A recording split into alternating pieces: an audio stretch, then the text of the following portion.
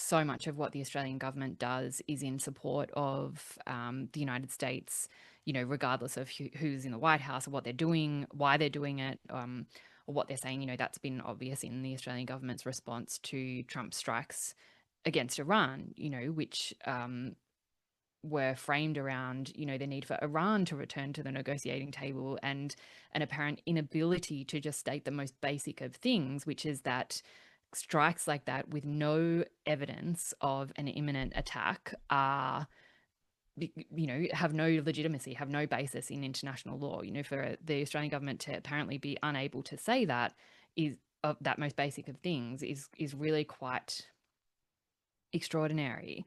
And I think it's more extraordinary because, we do have that media environment that you were talking about. You've got people um, writing in the Australian newspaper about like the need to unconditionally support the United States, that the government was too slow and it wasn't unqualified enough in its support for American unilateral strikes against Iran.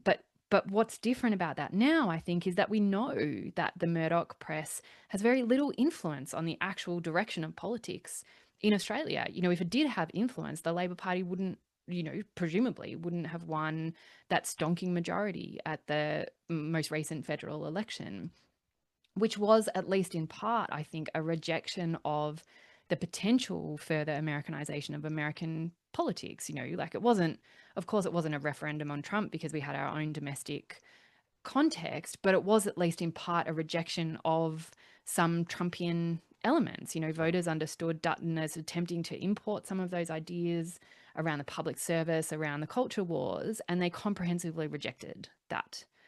And I think that's worth paying attention to in terms of, how we think about this nation and our role in the world.